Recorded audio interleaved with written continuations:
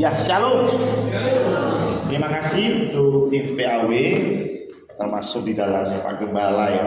Wah ya, ikut main bass ya.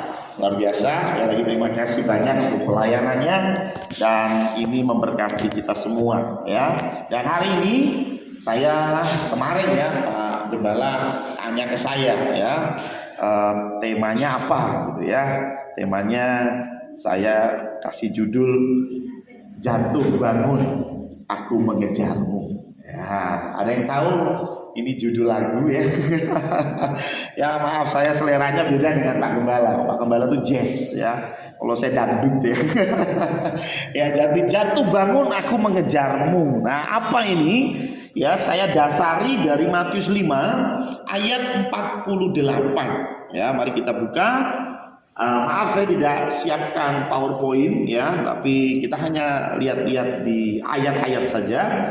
Matius 5 ayat 48 berkata, "Karena itu haruslah kamu sempurna, sama seperti Bapamu yang di sorga adalah sempurna." Jadi Tuhan minta kita harus, bukan Tuhan bilang kalau bisa. Enggak loh. Ya, kalimatnya jelas. Haruslah, kudu, mesti, harus, nggak bisa ditawar. Haruslah engkau sempurna karena Bapa kita di surga itu sempurna. Siapa di sini yang selalu ditarget paling tidak harus menyamai papanya? Ini anaknya Pak Ignatius ditarget ya? Saya kasih tahu ya Kak, saya kasih tahu ya. Orang tua yang paling sedih adalah ketika melihat anaknya tidak lebih baik dari dia. Ya, benar ya. Orang tua akan sangat bangga ketika anaknya lebih dari dia. Dan kesimpulannya apa? Di seluruh dunia ini, yang senang kita sukses itu orang tua kita. Temanmu belum tentu senang. Betul ya? Temenmu ketika kamu ranking 1 belum tentu senang, apalagi ketika semester yang lalu dia ranking 1, terus sekarang kita ranking 1. Dia bisa marah, woi, juara satunya direbut gitu ya, saingan saya. Dan itulah dunia. Tetapi orang tua kita adalah person-person yang bangga dan mendoakan kita supaya kita lebih dari dirinya. Betul ya? Amin ya. Jadi kalau untuk anak-anak, perhatikan ini ya, ketika engkau lebih dari papa mamamu, sebetulnya itu kebanggaan bagi mereka. Hal yang sama dengan Allah. Allah berkata, akulah bapamu, kamulah anakku gitu ya. Jadi kita ini manggil Allah itu dengan sebutan Bapa dengan alasan yang jelas, karena hanya Bapa yang ingin anak-anaknya bisa terus maju, bisa terus disempurnakan. Karena itu Tuhan bilang harus sempurna, sama seperti Bapa kita itu sempurna. Nah, karena itu sempurna ini nggak gampang, betul ya? Sempurna itu nggak gampang. Jadi sempurna itu nggak gampang. Coba kita lihat di dalam Timotius 6 ayat 11. Maaf, ini saya sedang batuk dan sudah 3 minggu kayak nggak selesai. Berjilid-jilid ya. 1 Timotius 6 ayat 11, tetapi engkau hai manusia Allah, jauhilah semuanya itu, kejarlah keadilan, ibadah, kesetiaan, kasih, kesabaran, dan kelembutan. Kita disuruh kejar. Kejar itu capek atau enggak? Ya, bahkan tadi saya bilang temanya jatuh bangun aku mengejarmu. Jadi yang namanya mengejar itu bukan hal yang ringan. Mengejar itu harus penuh dengan kekuatan, penuh dengan konsentrasi, betul ya? Pernah lihat singa atau macan atau sejenisnya mengejar buruan? Oh, dia akan lari sekuat tenaga, dia akan fokus ke satu target. Itu bicara tentang mengejar ya. Nah, karena itu kalau kita lihat di 2 Timotius 2 ayat 22 kurang lebih juga sama, bicara sebab itu jauhilah nafsu orang muda, kejarlah keadilan, kesetiaan, kasih, dan damai bersama-sama dengan mereka yang berseru kepada Tuhan dengan hati yang murni. Ibrani 12 ayat 14 pun bicara hal yang sama. Nah, sekarang pertanyaannya, Mengapa kita perlu mengejar kesempurnaan? Mengapa kita perlu mengejar kesempurnaan? Oh, tadi sudah dibilangin, karena Bapa kita sempurna, maka kita harus sempurna. Oke, jadi yang pertama adalah kenapa kita perlu hidup semakin sempurna? Yang pertama karena ini perintah Tuhan. Amin. Ini perintah Tuhan. Gak usah diutak-atik, gak usah ditafsirkan macam-macam. Ini perintah Tuhan. Dan ingat, perintah itu, kalau saya mempelajari Alkitab, Tuhan itu kasih perintah, kasih aturan, itu pasti ada tujuannya. Tuhan itu menciptakan segala sesuatu pasti ada tujuannya. Setuju kan? Walaupun menurut kita itu mengganggu, menurut kita nggak setuju dengan itu, tapi Tuhan punya tujuan. Saya kasih contoh sederhana. Ada yang bulu hidungnya agak panjangan gitu. Ya, kadang-kadang kalau pagi kita potong itu ganggu ya, ganteng-ganteng begini ada bulu keluar gitu. Tapi saya mau tanya jujur, bulu hidung ada gunanya nggak? Ada. Walaupun buat kita itu mengganggu, paham ya? Itu ada gunanya loh. Tuhan ciptakan itu ada gunanya. Perintah-perintah yang Tuhan kasih itu bukan untuk bapak, tapi untuk anak. Betul kan? Saya yakin kalau seorang ayah itu nyuruh anaknya, mostly kebanyakan itu untuk kebaikan anak, bukan kebaikan orang tua. Ada sih yang perintahnya untuk kebaikan orang tua, misalnya, nak beliin telur di Indomaret, nah itu kebaikan orang tua ya. Tapi kalau umumnya itu pasti kebaikan anak. Nak belajar yang rajin, kamu pulang jangan malam-malam. Perhatikan pergaulanmu. Saya mau tanya, itu untuk siapa sih? Anak atau orang tua? Anak. Kalian mau punya lingkungan yang buruk, punya pertemanan yang kacau, nggak ada hubungannya sama orang tua sebetulnya. Tapi orang tua terus berikan perintah itu karena itu untuk kebaikanmu. Kalau masih kecil biasanya ditanyanya apa? Sudah makan belum? Kok belum makan? Dipaksa makan. Bahkan orang Indonesia itu unik ya. Anak nggak mau makan, tetap disuruh makan sampai dikejar-kejar disuapin. Ya sebetulnya gampang kok. Anak nggak mau makan biarin aja. Nanti lama-lama dia akan lapar minta makan. Ya saya pernah dititipin ponakan umur waktu itu masih 3 tahun apa ya. Susah sekali makan. Ya disuapin nggak mau. Ya sudah saya biarin sampai jam 12 siang dia sendiri yang bilang oh lapar. ya, tapi intinya adalah ketika Tuhan kasih peraturan, kasih perintah, pasti itu untuk sebuah kebaikan. Mungkin Bapak Ibu, adik-adik belum tahu apa gunanya sih mengejar kekudusan, apa gunanya sih mengejar kesempurnaan. Mungkin sekarang Anda tidak tahu, tapi percaya saja apa yang Tuhan perintahkan pasti ada gunanya. Ya. Just do it, katanya iklan di TV. Ya, just do it, lakukan saja. Ya, jadi yang pertama, kenapa kita perlu hidup semakin sempurna itu perintah. Pertama itu. Yang kedua, karena memang kita dibuat untuk itu. Kita itu didesain untuk sempurna. Ada yang tahu ya, kita ini diciptakan seturut gambar dan rupanya siapa? Allah ya, Allah sendiri bilang bahwa kita ini diciptakan segambar dan serupa dengan Allah. Jadi kalau Anda mau lihat Allah, coba lihat sebelah. Coba lihat sebelah. Nah itu ya. ya enggak lah, ya bukan wajahnya. Oh berarti Allah gendut lemu ya. Enggak lah ya. Bukan, tetapi ada sifat-sifat Allah di dalam diri kita. Mau tahu salah satunya yang sederhana saja ya. Yang sederhana saja ya. Coba perhatikan. Setiap manusia, kalau saya perhatikan secara umum, secara global, kita tuh sebetulnya suka dengan kebersihan. Betul kan? Asik banget ya ketika kita tidur di kasur yang spraynya itu baru diganti. Enak banget ya, enak banget, di kaki itu enak, di badan itu nyaman. Sebetulnya kalau saya perhatikan hanya manusia loh yang suka dengan kebersihan. Kerbau beda. Nggak suka dengan kebersihan. Ya, kita ini suka kebersihan. Masalah kita suka bersih-bersih atau enggak tergantung kita males apa enggak. Tapi jujur kita suka kan kebersihan. Jujur kita suka dengan keteraturan. Masuk rumah berantakan sama rapi, enak mana? Rapi. Semua orang yakin semua rapi. Makanya Tuhan itu rapi. Kita pun suka yang rapi. Itu gambar dan image Tuhan. Gitu ya. Nah, kita itu dibuat untuk itu sebetulnya.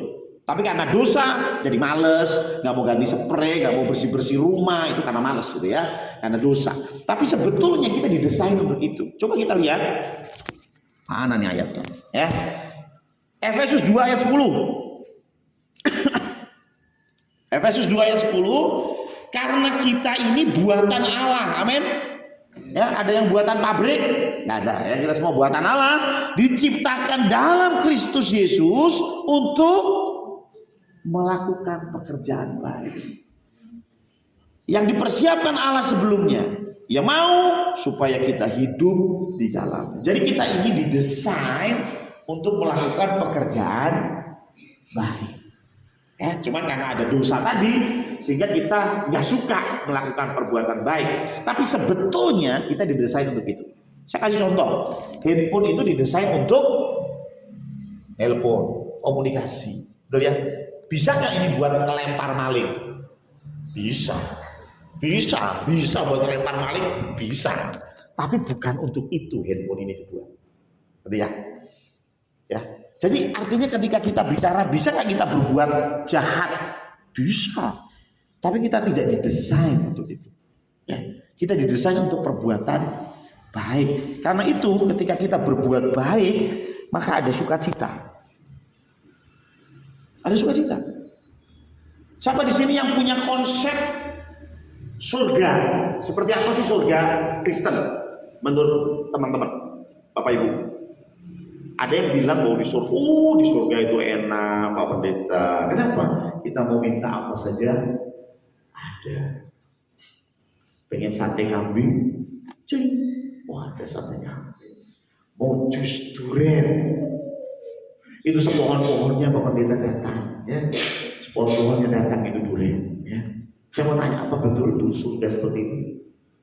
Hati-hati, itu bukan surganya Kristen loh. Serius, itu bukan surganya Kristen. Oh nanti kalau kesepian ada 72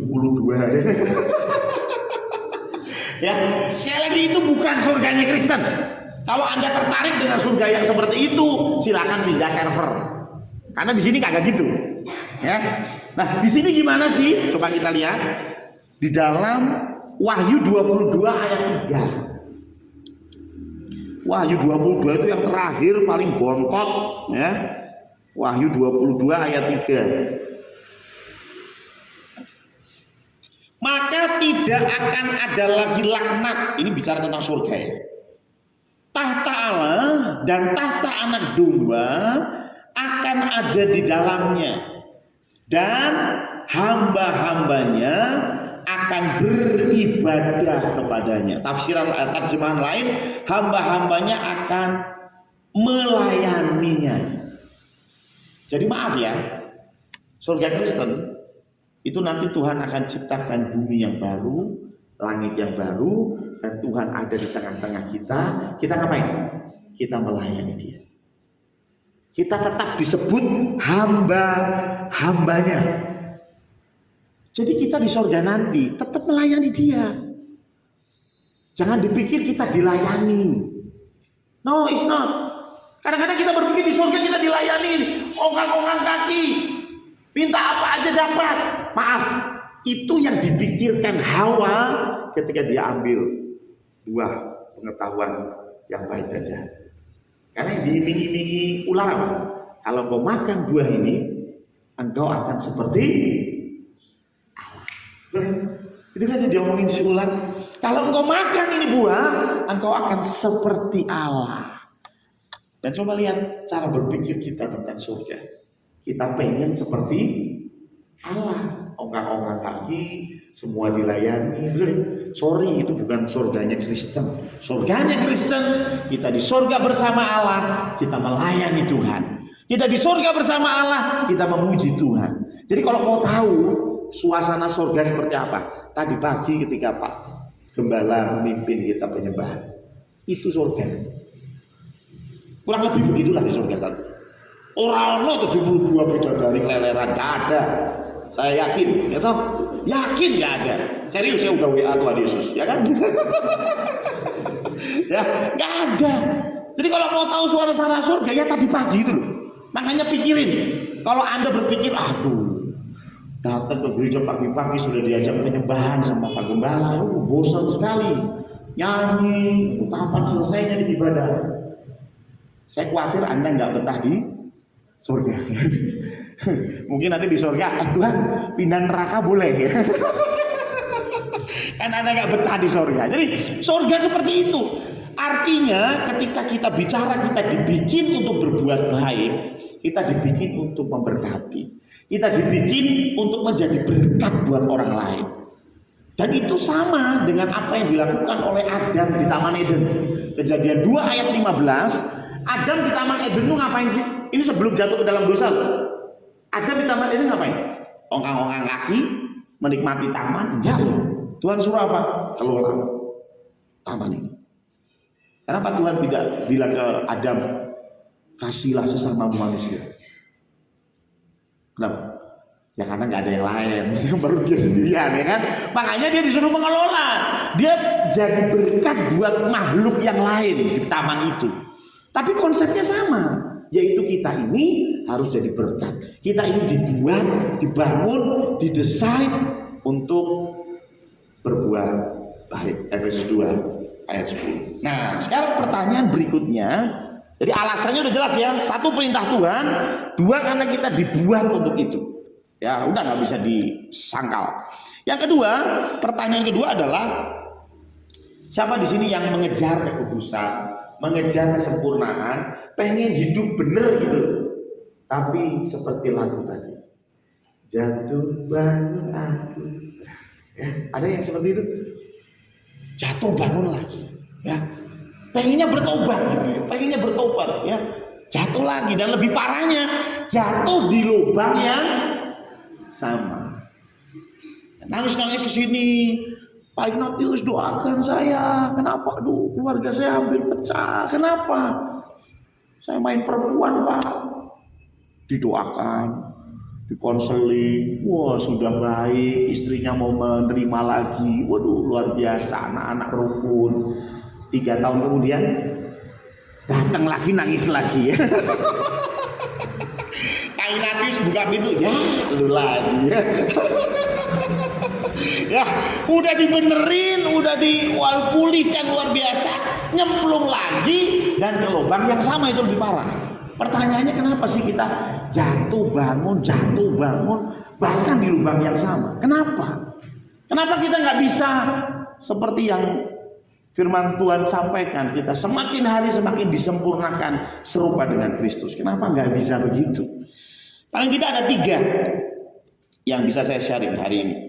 Yang pertama coba kita lihat Roma 12 ayat 2. Roma 12 ayat 2. Ya. Berkata bahwa kita harus berubah. Apa sih berubah? Dikatakan bahwa jangan kamu menjadi serupa dengan dunia ini, tetapi berubahlah oleh pembaharuan budimu, sehingga kamu dapat membedakan manakah kehendak Allah, apa yang baik, yang berkenan kepada Allah, dan yang sempurna. Jadi yang pertama buat saya, banyak orang berpikir salah mengenai dosa. Mereka berpikir dosa itu enak, hidup kudus itu nggak enak. Benar ya? Ya. Orang itu banyak berpikir dosa itu enak, hidup kudus itu nggak enak. Maaf ya, contoh tadi masalah selingkuh suami istri. Ketika suaminya selingkuh, istrinya, emang lu doang yang bisa selingkuh? Lu pikir kita nggak laku? Weh, gua juga bisa. Kecil itu mah. Betul nggak? Karena dipikir selingkuh itu enak. Betul nggak? Kan? Kita marah dengan para koruptor. Tapi ketika kita duduk di jabatan yang sama, kita lakukan hal yang sama dengan mereka, gitu kan? Kenapa? Karena kita dulu marah dengan mereka karena mereka bisa nyolong duit, kita kagak bisa. Paham ya? Tapi ketika kita bisa nyolong duit, ya kita nyolong juga, gitu kan? Karena kita berpikir itu nah, kita berpikir dosa itu nikmat, itu yang salah. Makanya Tuhan bilang, ayolah, berubahlah, pola pikirmu berubah. Apa yang dirubah? Jadi tadi kita berpikir dosa itu enak. Saya sempat bertanya-tanya, kenapa banyak hamba Tuhan itu backgroundnya bukan dari pendeta, tapi dari pendosa. Ya, ada banyak hamba Tuhan yang dulunya pendosa, sekarang pendeta. Saya pikir kenapa Tuhan ambil orang-orang ini? Satu hal yang saya pahami bahwa mereka sudah pernah hidup di dalam dosa, dan mereka bisa mengetahui dengan pasti hidup di dalam dosa itu tidak enak. Yang belum pernah hidup dalam dosa kan jarene, kan katanya. Tapi mereka sudah pernah hidup di dalam dosa, ya, pernah jadi preman, pernah jadi pencuri, pernah jadi ya macam-macam, dan Tuhan panggil dan kemudian jadi hamba Tuhan. Mereka sudah tahu rasanya yang namanya dosa itu tidak enak. Saya kasih contoh sederhana deh, di dalam gereja, enak nggak berkontribusi?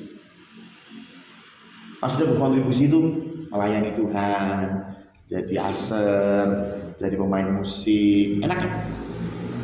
Banyak orang berpikir nggak enak. Harus latihan, harus doa, harus ini, datang lebih pagi, gitu ya. Penerima tamu kan harus datang lebih awal dong. Ya. Makanya saya tadi pagi ke sini, jangan-jangan saya nih penerima tamunya. Karena saya datang jam 7 tadi ya. Saya khawatir kalau terlambat ya. Tapi jujur, banyak orang berpikir, ngapain sih pelayanan? Ngapain saya bawain firman? Ngapain saya bantu WL, singer? Udah yang lain aja lah. Saya cukup jadi jemaat yang duduk manis mendengarkan firman Tuhan, selesai ibadah pulang. Gak ada beban. Gak ada beban. Itu cara berpikir kita begitu. Kita nggak mau berkontribusi.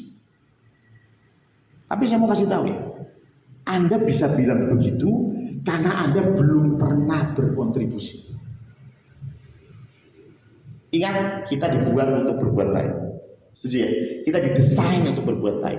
Siapa di sini cowok-cowok, bapak-bapak, suami-suami, maaf ya, yang pernah di PHK atau pernah nggak kerja dalam hidupnya? Udah punya suami, udah punya istri, udah punya anak, tapi pernah ada satu momen nggak kerja ya? Ada ya? Ada ya. Pasti pernah ya. Pernah ada momen itu. Saya mau tanya, enak? Mungkin kita berpikirnya, enak dong, istri yang kerja tinggal duduk pagi hari kopi datang, siang makan. Kita mikirnya enak. Coba rasakno. Enak nggak? Ya enak. Enak tuh gimana sih? Pulang kerja bawa uang, uang belanja, memberi, berbuat baik, itu enak. Tangan Tuhan bilang lebih baik tangan daripada di bawah. Kalau kamu bilang enggak lah, enakan dapat daripada memberi. Sorry, Anda belum pernah memberi, belum pernah merasakan nikmatnya memberi. Makanya Anda bilang, menerima lebih enak. Nah, kita didesain untuk memberi, bukan menerima. Makanya Tuhan bilang kita akan lebih bahagia. Ya. Pernah lihat kesebelasan main bola, ya main bola, ya kesebelasan. Dan ketika kesebelasan itu main, biasanya ada pemain cadangan, betul ya? Saya mau tanya, seneng nggak, enak nggak jadi pemain cadangan? Gak enak. Dia cuma duduk ngeliatin temennya lari-lari ngejar bola, tapi dia nggak main. Gak enak loh. Kalau yang pernah main bola pasti merasakan ini, nggak enak. Tapi saya mau tanya, kalau Anda terjun ke lapangan, apa yang Anda dapatkan? Capek, ampas ngos-ngosan, mungkin di sliding kawan, di sliding lawan, ya kan? Benar ya? Tapi enak? Enak. Kenapa? Karena kita berkontribusi. Engkau bergereja mengatakan nggak enak ke gereja, saya nggak nyaman di gereja, jangan-jangan karena Anda tidak berkontribusi. Setiap kita itu dikasih talenta kok. Nggak cuman Pak Gembala saja. Kalau Pak Gembala mah bisa main bass, bisa main keyboard, drum, memang karunianya. Kita semua dikasih. Cuman masalahnya memang ada yang cuma dikasih satu, udah dikasih satu dikubur juga. Ya, ceritanya begitu ya. Ada yang dikasih 5 dikembangkan, dikasih satu, dikubur. Ya nggak dipakai. Ya, ayo kita berkontribusi. Saya angkat topi untuk ibu di belakang, ya, yang mengoperasikan LCD, gitu ya. Wah, berkontribusi. Loh, kalau kontribusinya di depan seperti saya begini ya, maaf ya, terkadang itu mudah. Kenapa? Dilihat orang. Ya, ketika jadi WR, haleluya. Jangan lupa difoto ya. Nanti tak posting di Facebook ya. Tak jadikan WhatsApp story, you know. Selamat hari Minggu guys. Wih, atau lagi mimpin ibadah, lagi jadi WA. Tapi maaf ya, ada yang lagi foto nyapu gereja untuk persiapan hari Minggu ini. Ada? Gak ada yang foto, gak ada yang tahu, gak ada yang memberikan apresiasi. Tapi sebetulnya orang-orang seperti itulah yang berkontribusi paling besar. Betul ya? Loh, Anda bisa duduk nyaman, kursinya rapi gini. Ini kan nggak langsung bangun tidur begini toh Pak Pendeta? Enggak ya? Ada yang mengerjakan ya? Kayaknya Pak Pendeta. Ya, loh, bayangin dong, bersih loh. Coba perhatikan, lantainya bersih. Ya. Ayo kita berkontribusi. Loh, mosok sih jemaat sama ini kalau sih so nyapu. Ada yang bisa nyapu nggak? Angkat tangan yang nggak bisa nyapu. Angkat tangan. Oh, puji Tuhan. Berarti semua bisa ya? Bisa. Ya, toh? Ya puji Tuhan kalau gerejanya punya poster, punya petugas yang bersih-bersih. Kalau enggak ada gimana? Loh, ya ini gereja kita, ini rumah kita. Nek rumahmu itu kotor, apa yang Anda lakukan? Pindah rumah? Ya bersihin dong. Siapa yang bersihin? Yuk gantian dong. Yang pertama kakaknya, besok adiknya, besok lagi si bontot, gitu kan? Nanti balik lagi, gitu ya. Kontribusi. Jangan hanya pengen kontribusi. Oh, kalau saya sih kalau pelayanan firman Tuhan lah. Kalau nggak membawakan firman Tuhan saya nggak mau lah. Oh, nggak level. Level saya yang menyampaikan firman Tuhan. Oh, belakang saya juga STH, sarjana teologi. Ya. Atau sok tahu juga sama ya STH. Ya. Tapi banyak orang yang lebih suka tampil, ya. Tapi yang di belakang sana nggak ada yang tahu.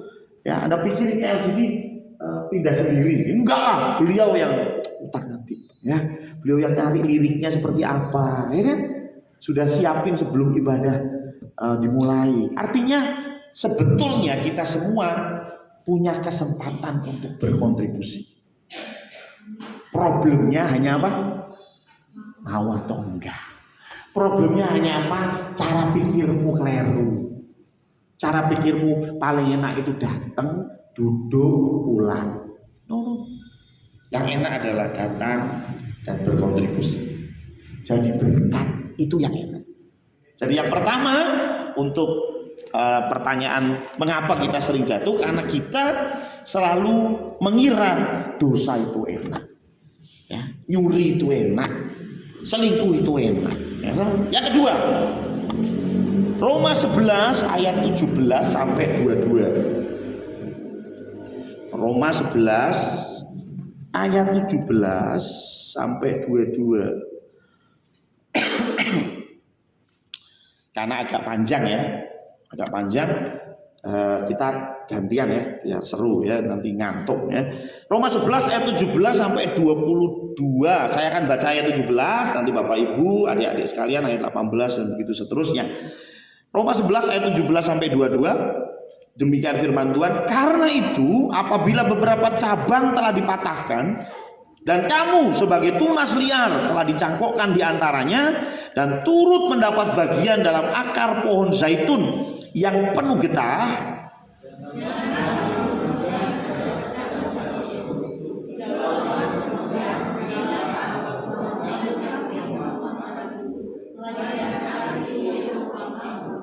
mungkin kamu akan berkata ada cabang-cabang yang dipatahkan supaya aku dicangkokkan di antaranya sebagai tunas.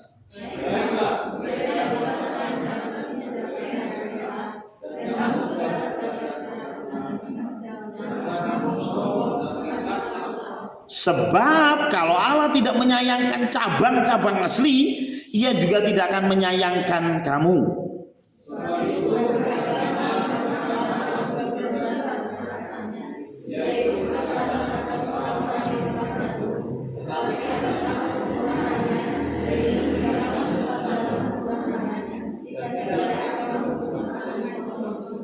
Amin. Ini apa sih bicara dengan cabang dan lain sebagainya? Ini bicara Roma ini 11 ini bicara tentang orang Israel. Jadi Bapak Ibu harus pahami bahwa keselamatan itu dijanjikan untuk orang Israel.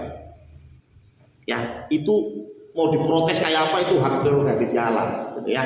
Jadi Allah itu menyediakan keselamatan untuk orang Israel. Cuma masalahnya orang Israel menolak.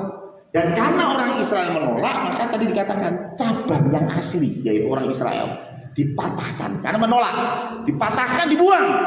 Lalu kita ini, ya, orang Jawa, orang Tionghoa, orang Manado, orang Medan, orang Sunda, kita ini kemudian diambil dan ditancapkan, ya. Atau bahasa saya adalah kita ini anak asuh, kita ini anak pungut. Sebetulnya kita bukan anak kandungnya orang Israel, tetapi mereka nggak percaya, dipatahkan, dibuang. Kita anak-anak yang keleleran tadi itu diambil, tancapkan.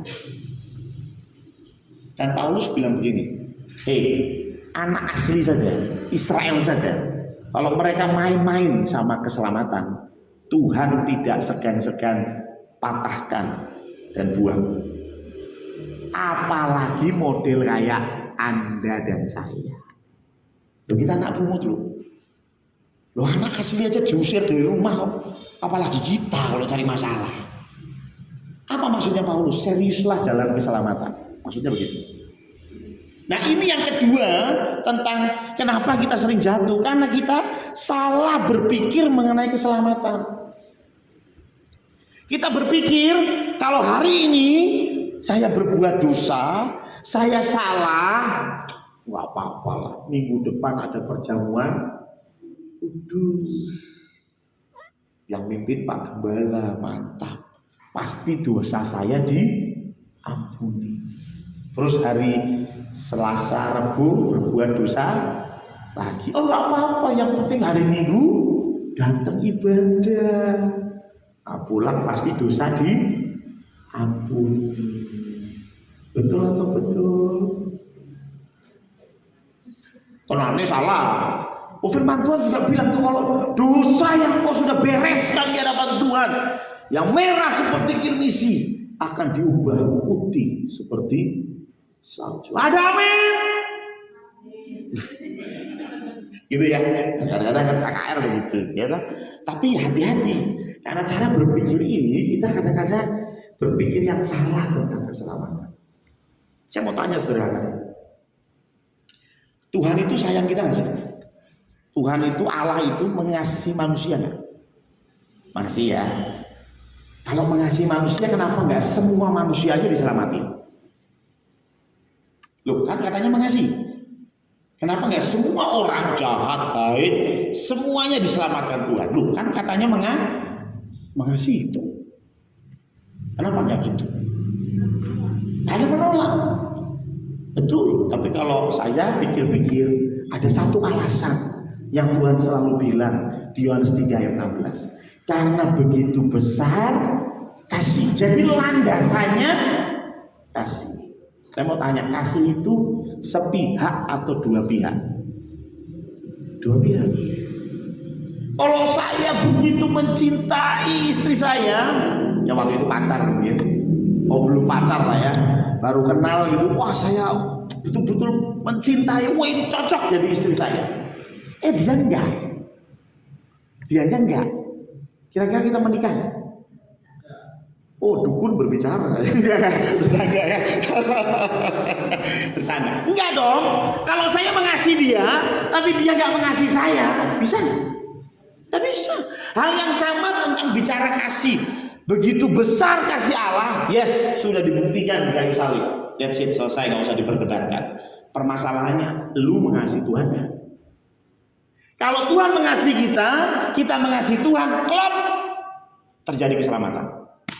Tapi kalau Tuhan mengasihi kita nggak mengasihi Dia, hello, kira-kira bisa klop nggak? Ya, sorry ya, emang gue cowok apaan, ya kan? Ya enak aja ngemis, ya kan? Kalau juga mau ya udah, gue cari yang lain, kan begitu, ya. Jadi artinya apa? Bicara kasih harus dua pihak. Allah mengasihi kita, ya dan amin. Pertanyaannya, kita mengasihi Allah atau enggak? Nah, bagaimana cirinya kita mengasihi Allah? Tahu nggak Bapak Ibu konsep penebusan? Konsep penebusan itu kita berbuat dosa, tapi Allah yang tanggung. Ngerti kan? Itu penebusan. Sebetulnya yang harusnya disalib itu siapa sih? Bilang sebelahnya, lu. Bilang sebelahnya, lu, model kayak lu tuh harusnya disalib, ya kan? Ya, model kayak lu tuh harusnya disalib, ya. Jengkelin masalahnya, ya kan? Ya, kalau ngutang nggak pernah bayar, ya itu lu itu ya. Harusnya disalib kamu itu ya. Tapi yang disalib siapa? Allah, Yesus Kristus yang disalib. Jadi penebusan itu bicara pengganti. Kita harusnya disalib, kita harusnya mati, tapi Yesus yang mati. Nah, ini yang kemudian kita menyepelekan. Sehingga ketika kita berbuat dosa, kita pikir, oh, tapi kan kita ditebus. Kita ditebus. Tuhan yang sudah tanggung. Jadi berbuat dosa tidak masalah, karena sudah ditebus. Nah, ini konsep ngawur. Saya mau kasih cerita. Saya yakin Bapak Ibu sudah pernah lah nonton film action. Pernah ya nonton film action? Pernah ya? Saya biasanya film action itu Rambo misalnya ya, atau James Bond ya. Pasti ada satu scene, satu adegan di mana lakonnya itu, jagoannya itu ketangkep. Ya, misalnya James Bond ketangkep gitu ya.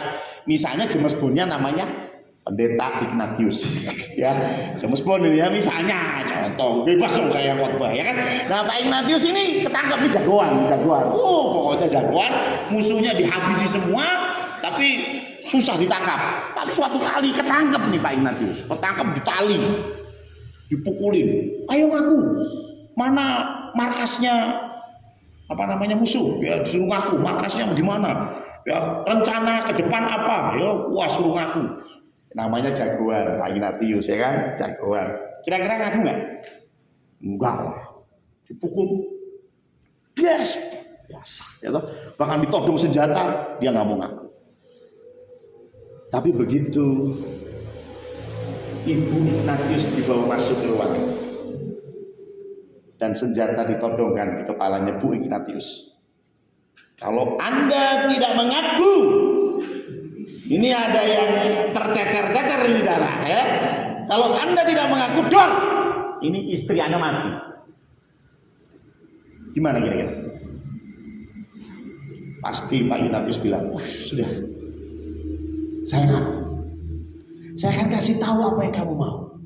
Do you know kenapa? Itu cinta, bro. Ya, itu cinta. Loh, yang ditembak siapa sih? Istrinya loh, bukan Pak Ignatius loh. Tapi Pak Ignatius lebih mantap kalau saya yang ditembak. Kalau saya yang ditembak, oh saya siap. Tapi kalau istri saya yang ditembak, sorry, saya nggak kuat. Betul nggak? Itu namanya cinta. Nah kita ini harusnya ketika kita nyuri, tangan kita yang dipotong, tapi tangan Tuhan yang dipotong.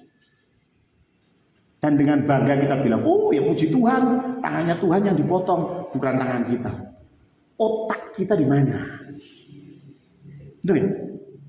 Gitu kamu nyanyinya di gereja, aku cinta Engkau Tuhan. Kalau engkau berdosa, ingat ya, kalau engkau berdosa, yang dicambuk itu bukan engkau, yang dicambuk Yesus. Kalau engkau cinta Yesus, harusnya engkau hidup jauh lebih hati-hati. Kenapa? Kalau engkau sampai jatuh dalam dosa, yang harus tebus Yesus loh, yang engkau kasihi loh. Kalau engkau mengasihi Yesus, engkau nggak mau membuat Yesus bersedih. Betul nggak? Makanya jangan buat Roh Kudus menangis. Jangan sampai. Kenapa?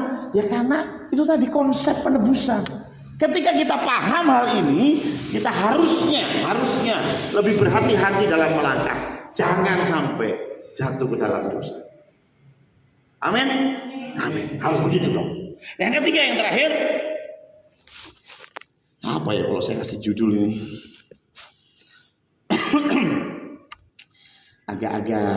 agak-agak kasar, tapi saya bikin yang agak lembut ya, yaitu tidak mau berubah.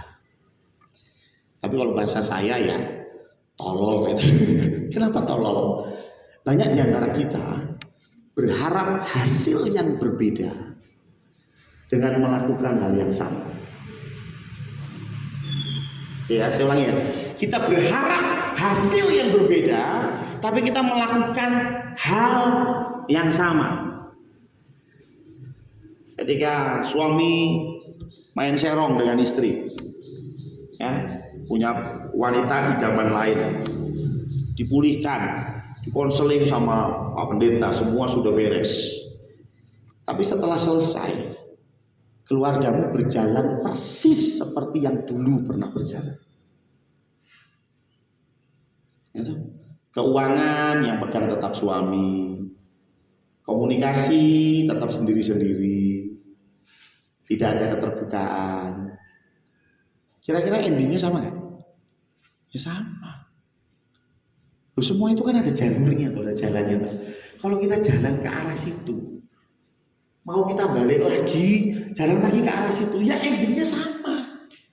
Pasti sama endingnya. Nah, kita berharap dengan kondisi yang sama, kita berharap hasil yang berbeda. Ya nggak mungkin lah. Nggak mungkin.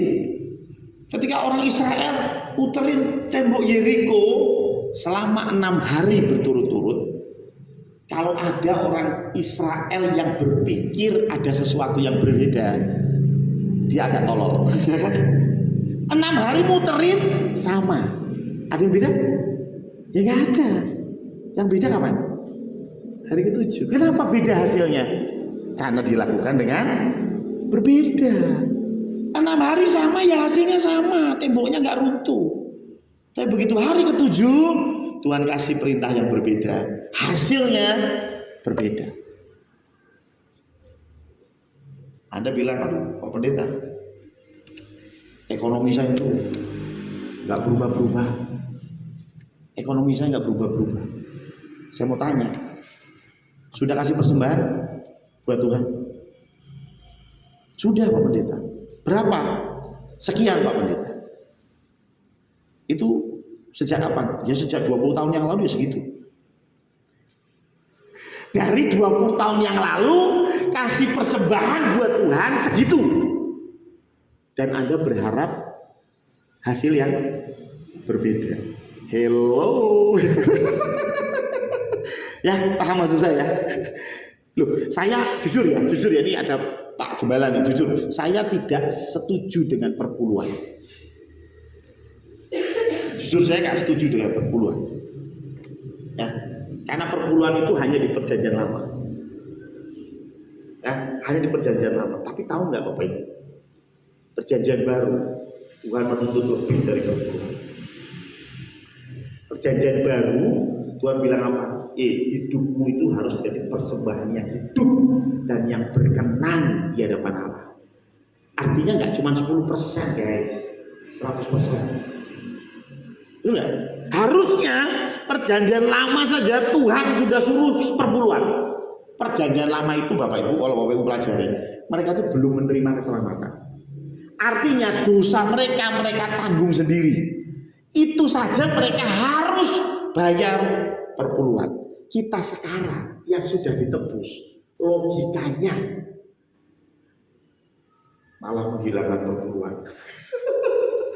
Enggak, perpuluhan nggak perlu ya, itu nggak sesuai Alkitabiah. Setuju, saya setuju. Perpuluhan nggak sesuai dengan Alkitab zaman sekarang. Tapi zaman sekarang harusnya seluruh hidupmu berikan kepada Allah. Itu siap? Berat kalau perpuluhan aja nggak bayar. Saya kasih contoh ya. Negara Indonesia akan diserang oleh Rusia. Karena itu kita akan angkat senjata, kita bela bangsa dan negara kita. Semuanya angkat senjata, berangkat untuk perang. Yang bahkan bisa jadi dia mati di medan perang. Itu nggak akan terjadi kalau engkau nggak pernah bayar pajak STN kamu. Lo bayar STNK aja 200.000 enggak. Apalagi perang untuk bangsa dan negara nyipi. Tahu maksudnya? Lo bayar PBB berapa ratus ribu setahun sekali aja, nunggak 15 tahun. Ya, kok kendel-kendel ngomong saya akan berdiri paling depan untuk membela bangsa dan negara. Ya, pret. Ya, paham yang saya? Tuh, bukan berarti ini jadi acuan, tetapi kelihatan. Ya, ketika suami bilang, hidup matiku untuk istri dan anak-anak. Tapi begitu dapat gaji, buru-buru ngasih anak-anak, ngasih uang belanja istri aja enggak. Kira-kira kalau suami model begitu terus ngomong seluruh hidupku kuberikan kepada istri dan anak-anak, istrimu ketawa. Hai, duit blonjo seret. Ya, duit blonjo seret, apalagi bicara nyawaku kuberikan padamu, spread, ya kan? Orang masuk hitungan, ya kan? Paham ya? Kita itu kalau mengasihi pasti memberi. Saya ulangi ya. Kalau kita mengasihi, pasti memberi. Pasti. Tapi kita bisa memberi tanpa mengasihi. Bisa? Bisa. Ya, apa soal itu? Terpaksa memberi, ya nggak apa-apa. Tapi kalau yang namanya mengasihi, itu pasti memberi. Otomatis memberi. Jadi kalau Anda datang dan bilang, aku mengasihi Engkau Yesus, atau persembahan lewat pura-pura nggak dengar, pura-pura merem ya. Dengan segenap hati, udah di depan kita, tetap aja merem, menikmati lagunya. Saya mau bilang Anda pelit, Anda nggak mengasihi Allah. Loh, saya nggak bicara tentang Anda harus berikan semuanya kepada Tuhan. Berikan yang banyak nominal. Tuhan pernah cerita satu Alkitab, cerita di dalam Alkitab, Tuhan Yesus sama murid-muridnya datang ke Bait Allah. Ada orang kaya yang berikan uang banyak ke Bait Allah, tapi ada janda miskin yang berikan sebesar. Dan apa yang Tuhan bilang, mana yang paling besar? Yang janda. Tuhan nggak lihat jumlah kita, tapi Tuhan lihat seberapa seriusnya kau memberi. Ya. Kalau kau pengusaha, penghasilan 1 bulan 1 miliar, ngasih ke gereja cuma 10 juta, diketawain sama malaikat, yakin? Ya. Tapi kalau kau kerja gaji 1 juta dan kau berikan 100.000 untuk Tuhan, Tuhan akan lihat itu. Bukan 100.000-nya atau 10 jutanya, tapi bagaimana kau memberi yang terbaik buat Tuhan. Dan kalau kau rubah kebiasaanmu, pasti endingnya juga berubah. Apapun itu, berkat di dalam hidup ya sama, keadaanmu dengan istrinya sama. Kalau kamu begitu aja, ya jangan berharap ada perubahan. Ya. Aduh Pak Pendeta, saya tuh pengen berhenti merokok. Oh ya puji Tuhan, saya doakan, doakan. Tapi komunitasmu tetap, kebiasaanmu tetap. Kira-kira bisa nggak? Sulit. Tahu maksudnya? Apapun, kalau kau mau berubah, mau semakin sempurna, ya rubah dari hal yang sederhana. Ya kan, rubah, maka kita akan menjadi semakin sempurna, sehingga apa yang ditulis di Matius 5 ayat 48, hendaklah engkau sempurna karena Bapa di surga sempurna. Ini kita bisa lakukan dan kita nggak perlu jatuh, bangun, babak belur untuk jadi sempurna. Amin.